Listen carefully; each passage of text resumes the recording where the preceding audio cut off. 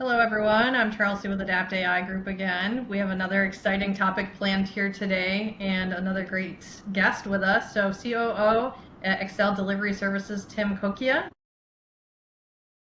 Kokia, sorry. No one can ever say my name, so No I one should ever do says it better. right the first time. I was traumatized as a kid in sports. Every time they would get to say my name when I was coming to the plate, it would be like Tim, and then a long pause.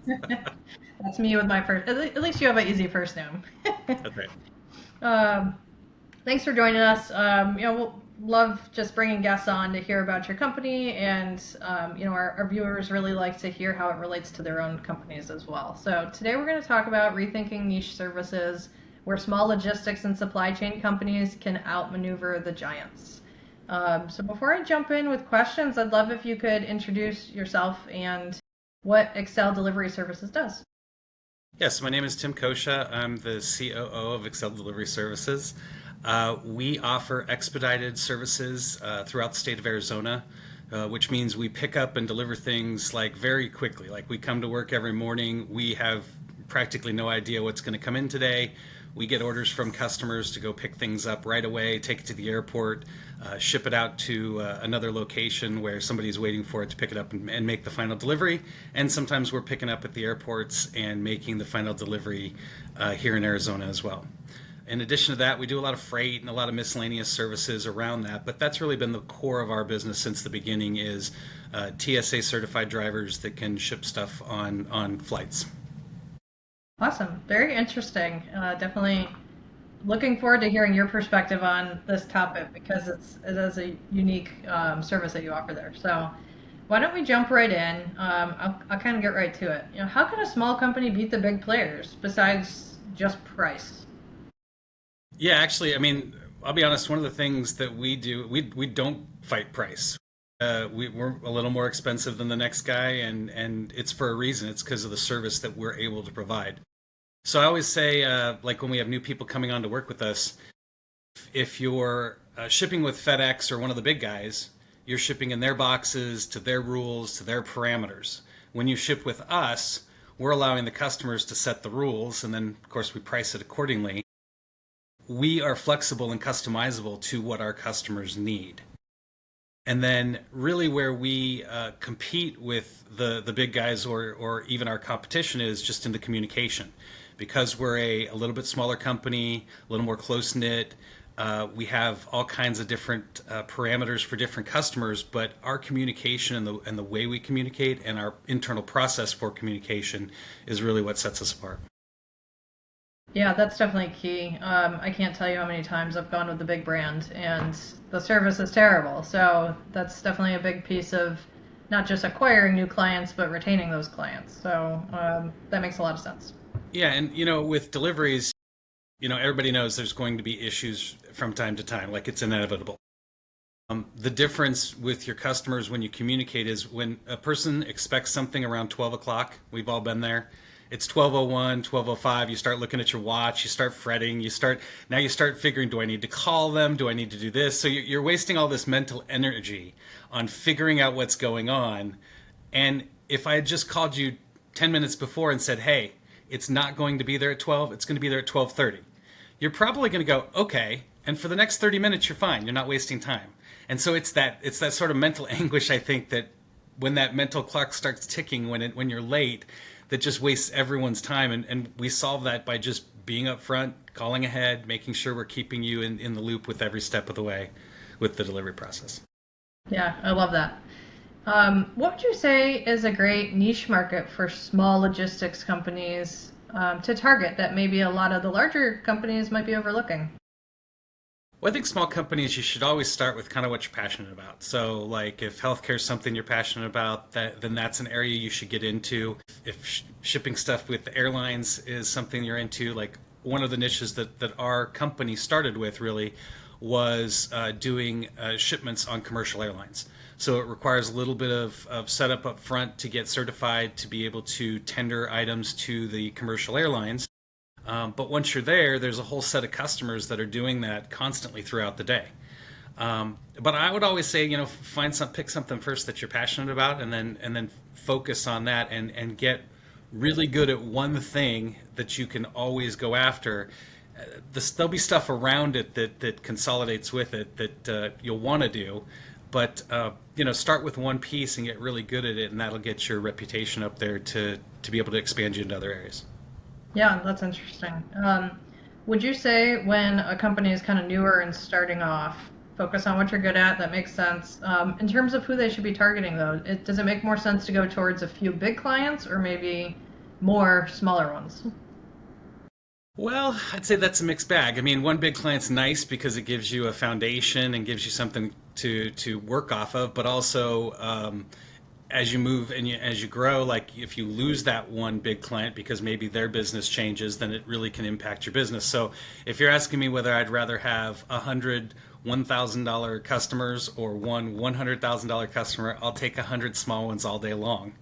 But if that big one presents itself, I don't think I'd say no to that if the price is right. Yeah, no, that makes a ton of sense. How about technology? Obviously, there's a lot going on in the landscape today, constantly evolving AI. What is one piece of technology you'd recommend for small businesses to really stand out and to help streamline their companies? Well, I think for logistics businesses, a lot of guys, I mean, at least years ago, people started out, it was just a guy in a car, and everybody figured they could start their own courier company and do it better. Today, though, there's obviously great software available to help you manage your business and start off doing things the right way. So I would always recommend reaching out to any of the key softwares in the industry. There's lots going on with AI in our industry, trying to streamline the processes internal and to save you time and effort and money. Because one of the things I know you haven't asked yet, but one of the things going on in the industry is surrounding like pressure on courier companies and stuff to trim and save money. Um, I'd say maybe it was before COVID, but maybe like 10 years ago, there was this huge push on year over year efficiency increases, which then customers would ask you, to try to bring your costs down. Then through COVID, sort of that changed, and for a period of time, we were getting regular increases in the industry from our customers. But one of the things I've noticed in the last year for sure is that customers are becoming very aggressive again at coming back and saying, "Hey, we need 10% savings, or we need certain percentage savings, in order to renew and continue doing business with you." And it is rough right now because we all know that costs are going up all around. I mean, labor has gone up, exponentially over the last couple of years.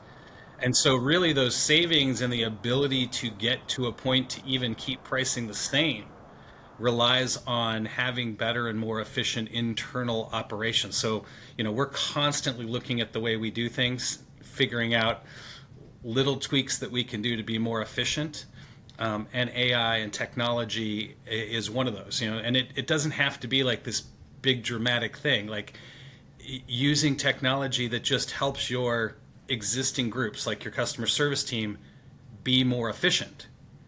Well, that saves time. It saves you having to hire that next person, which saves costs. So it's really just kind of keeping on top of it and staying day after day looking at your processes and constantly tweaking those processes for efficiency to help, I guess, keep up with what customer expectations are. Yeah, absolutely. You can't just throw AI at it. You need to make sure, first of all, you have the correct process and people in place because it still needs that human element to make sure it works, especially for your brand and your company. 100% agree with that. So, as we kind of wrap it up here, I'd love to hear your thoughts on the future. And, what do you think the next, I would normally say 5 to 10 years, but let's rein it in maybe 3 to 5 years. What does it look like in your landscape and your industry? Yeah, well, first, if I could predict the future, I'd be We'd all be really rich. not working anymore at this point. But I think the easy answer is probably the right answer here. Is AI is sort of people are feeling out like what's right, what's not right with AI, and how to use it effectively within your brand and your business without losing that personal touch. So I think things like suggested replies for emails, those are easy wins. Like now our customer service team can be more efficient, can reply faster. We're trying to consolidate data into one place so that AI eventually hits a point where a customer asks a question of, what's going on with this shipment, AI can see both our TMS system, which is our main software dispatch system, the driver communication, so that if the driver just told our dispatch that he was on site, AI can reply to an email to sort of knock off those easy replies that then save time to give you better efficiency. So I think that a lot of that's going to happen is the use of AI is going to get a little bit easier. People are going to figure out the best ways to do it. You always have those people that jump into it quickly, and they stumble through a lot of things, and then the next wave is a little bit more sound and tested, and that's sort of what we're waiting for, is to see when that comes down. But that's really going to be, I think, the biggest impact in our industry, is that we're going to see the use of AI streamline communication and help more efficiently dispatch things out to drivers, which will in turn save costs, and our customers continuing to ask us to reduce our prices rather than increasing them. Right, of course. Yeah, it'll be interesting. I wish I could see the future as well, and get ahead of it now. But I think as long as you're thinking about it and planning for it, that's all you can do, right? Think, plan, implement, but don't get left behind, right? Definitely agree. Definitely agree. It'll be very hard to catch up, if not impossible. So, well, thank you, Tim. As we kind of wrap it up, I'd love if you can, if you'd like to go ahead and promote your company one more time, and we'll wrap it up there. Yeah, Excel Delivery Service. Basically, if you've got anything flying in or out of Arizona, we're your TSA agent. If you have stuff or projects moving around Arizona, we do everything from small cars up to box trucks around the state and to the nearby states from us. So we'd love to have your business. Awesome. Thank you so much, Tim. Best of luck.